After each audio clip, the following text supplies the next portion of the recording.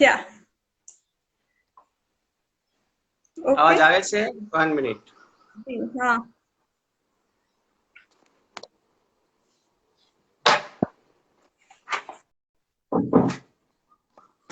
So good morning sir. Good morning, very good morning. How are you? Fine, very या fine. First of all thank you so much for coming in our show. Thank you very much. So sir let's we start. Hmm sure. चालू। जी जी। Sir आपसे मेरा यही पहला सवाल था कि आपने आपका प्रोफेशन कैसे स्टार्ट किया, आप कैसे आपकी जर्नी रही? इसको होल्ड कर देते हैं। हम्म।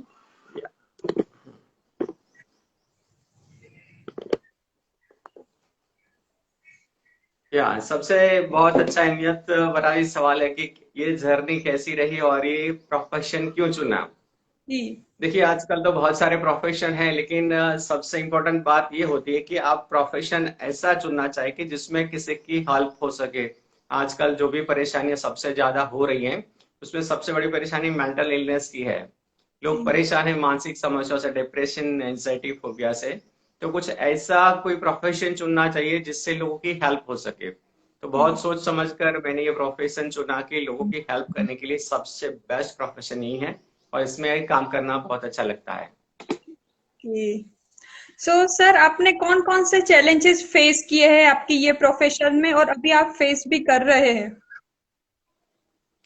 देखिए, चैलेंजेस बहुत होते हैं क्योंकि ये जो प्रोफेशन है हिप्नोथेरापी, बिल्कुल नया प्रोफेशन है। लोगों को इसके बारे में कोई जानकारी नहीं होती है।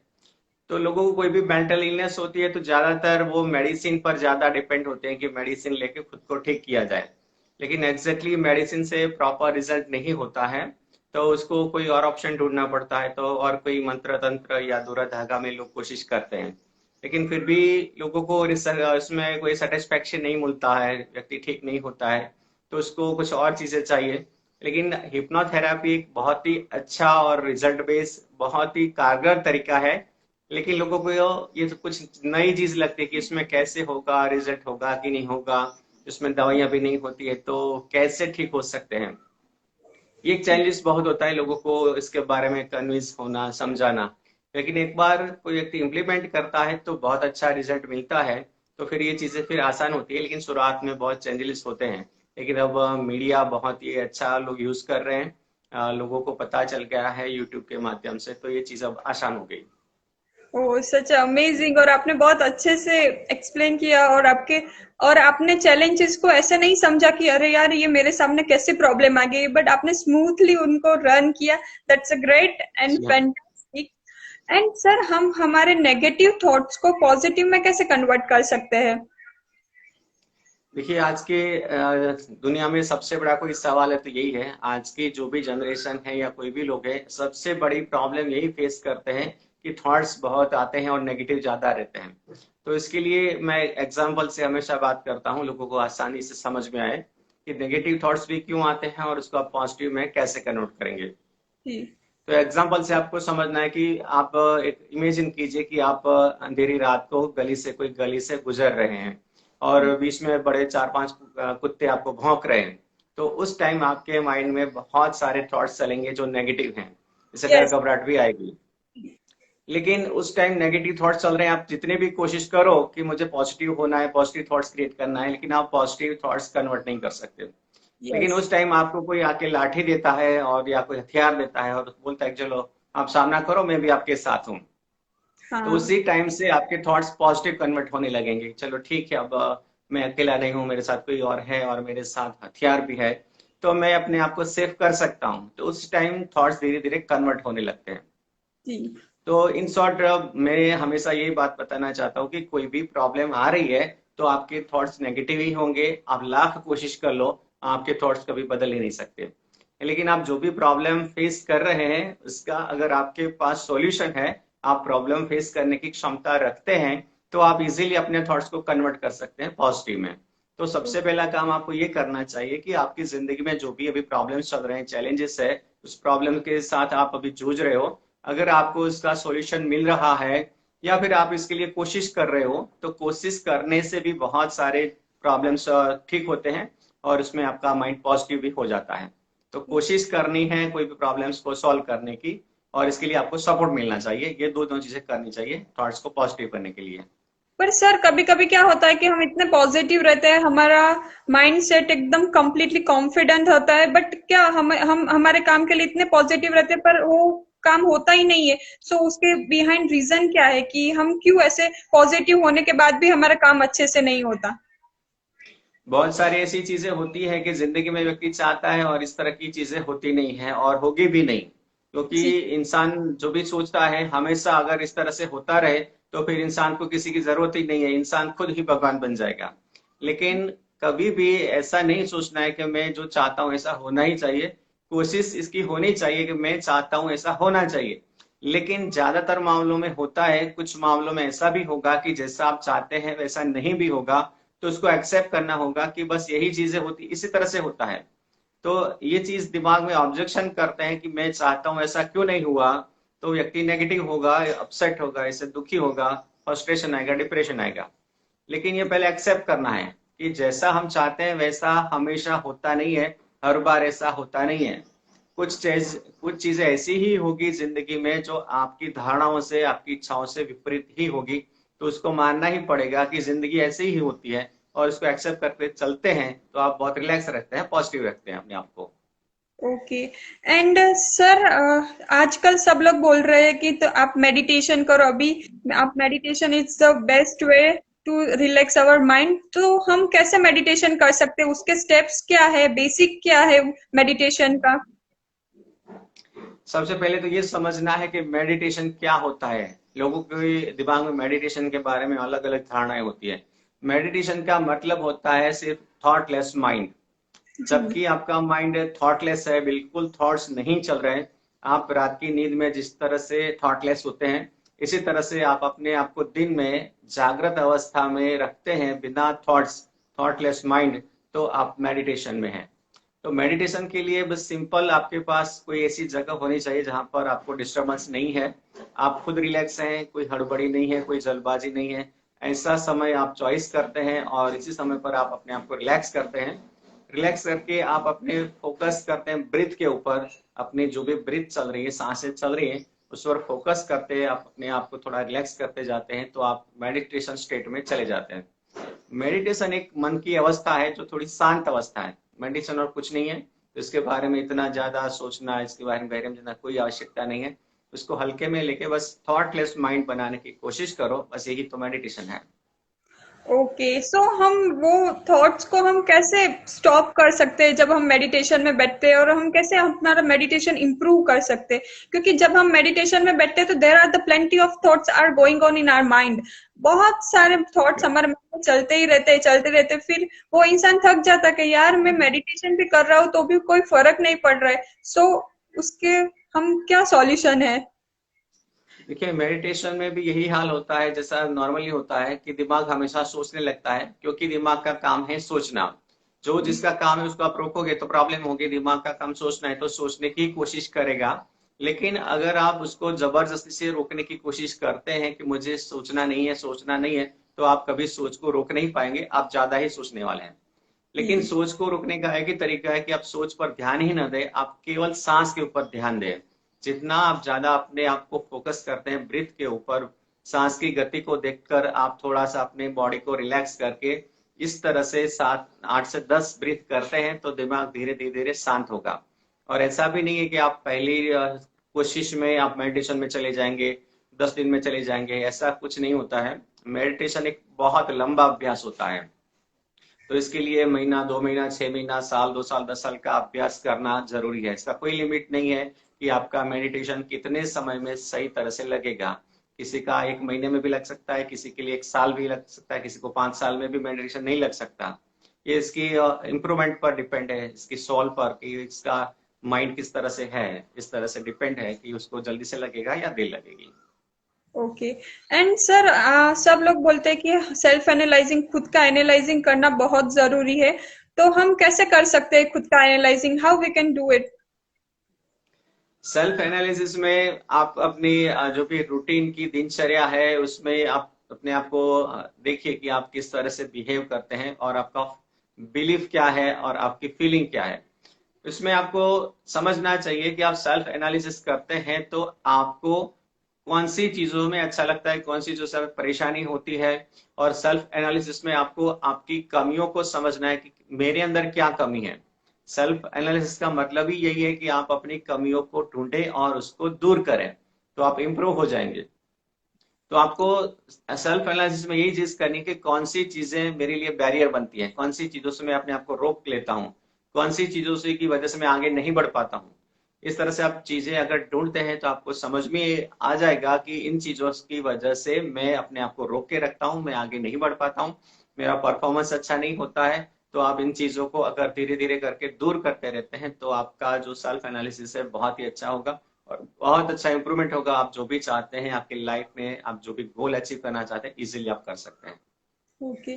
और सर कभी कभी क्या होता है कि early to rise it's better, right? हमें मॉर्निंग में जल्दी उठना चाहिए, मेडिटेशन करना चाहिए। हम एक दिन सोचते हैं कि या हम करेंगे, बट सेकंड डे ऐसा होता है कि हमें आलस आ जाता है। तो आलस को हम कैसे निकाले हमारे जीवन से, क्योंकि आलस ही सबसे बड़ा पॉइंट है सबके लिए। बिल्कुल, श्योर।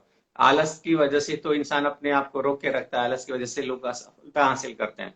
तो इसके लिए आपको सुबह में सिर्फ कोशिश करके जल्दी से आप अपने आप को जगा नहीं सकते, ये चीजें बेकार की होती हैं। इसके लिए आपको प्रिपरेशन करना होता है कि शाम को मतलब रात को जब आप सोते हैं तभी आपका माइंड इसके बारे में प्रिपेयर करना जरूरी है कि मैं कल जल्दी से सुबह में उठने ही वाला हूँ। आपको इसके लिए अफर्मेशन करना है, इमेजिन करना है कि आपको आपने जितने बजे तय किया कि मुझे 6 बजे जागना है, 5 बजे जागना है, तो आपको इतने बजे का दिमाग में सेट करना है। एक अलार्म हम मोबाइल में सेट करते हैं, दूसरा अलार्म हमें माइंड में सेट करना है कि हम 5 बजे या 6 बजे उठ रहे हैं, जाग रहे हैं और अच्छी तरह से और फ्रेश होकर हम काम करें। उसको इमेजिन करना है रात को सोने से पहले।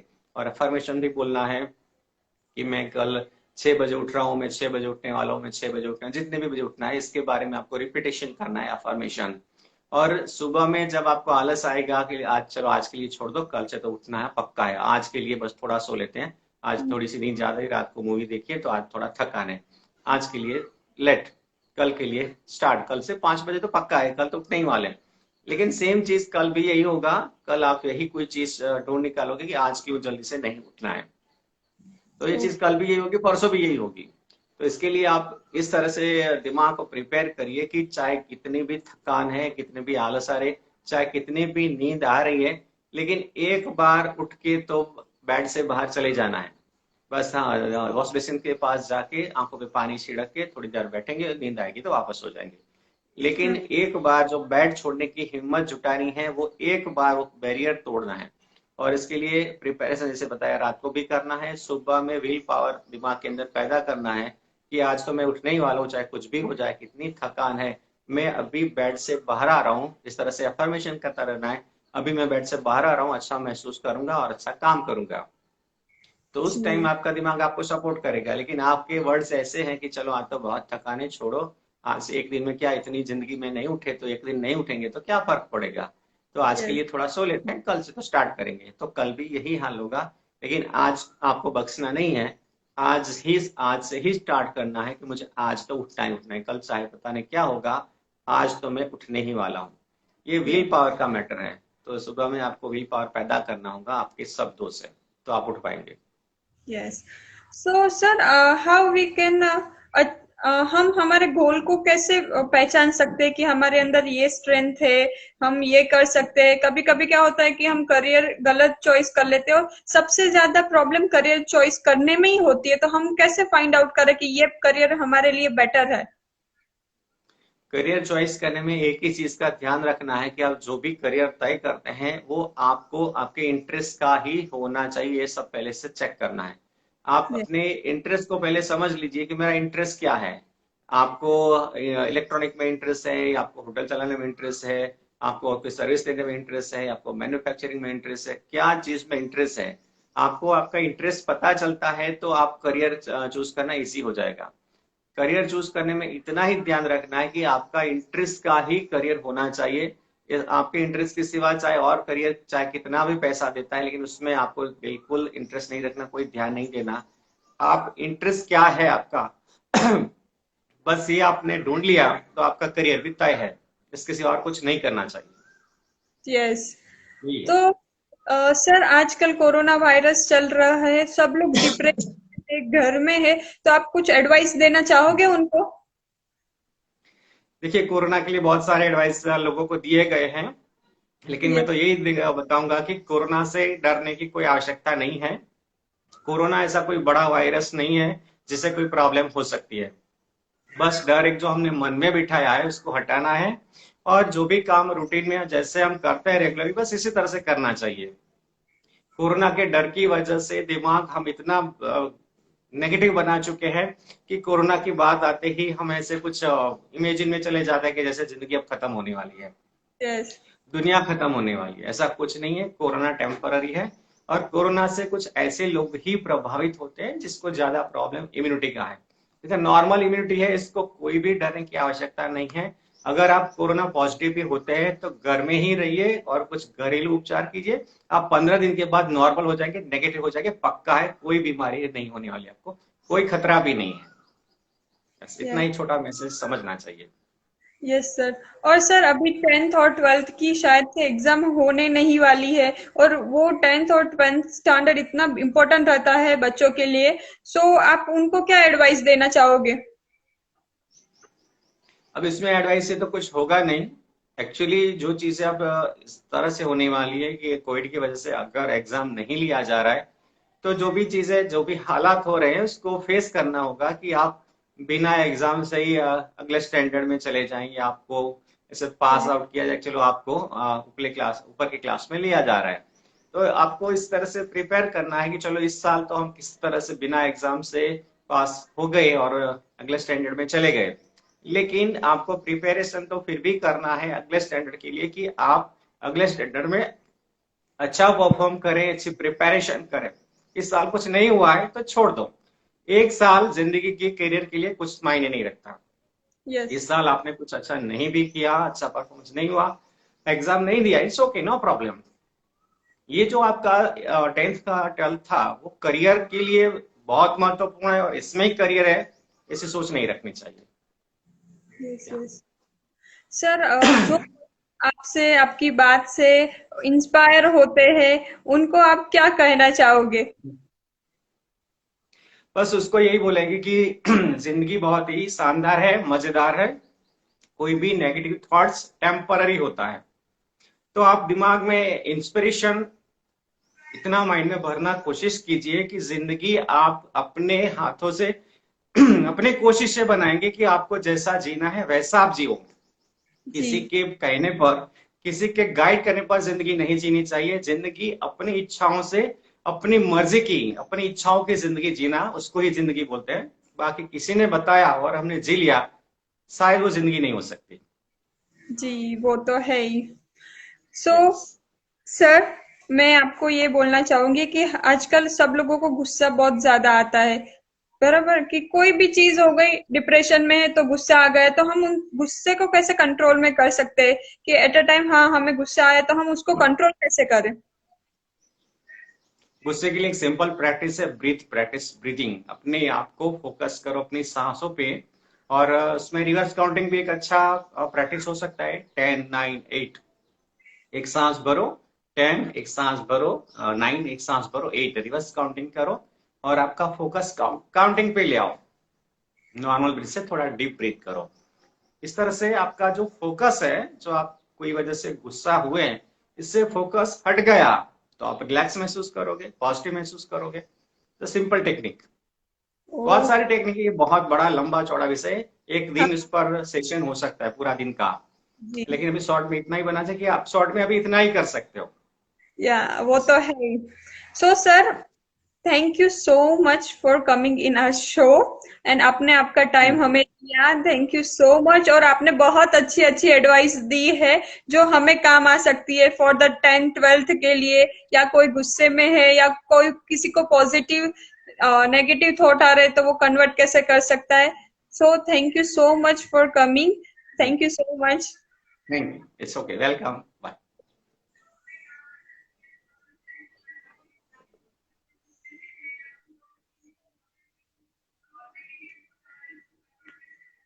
So thank you so much, all of you, for joining me at my show, Be Life Creator. We can meet tomorrow with a new successful person. So bye bye. Thank you.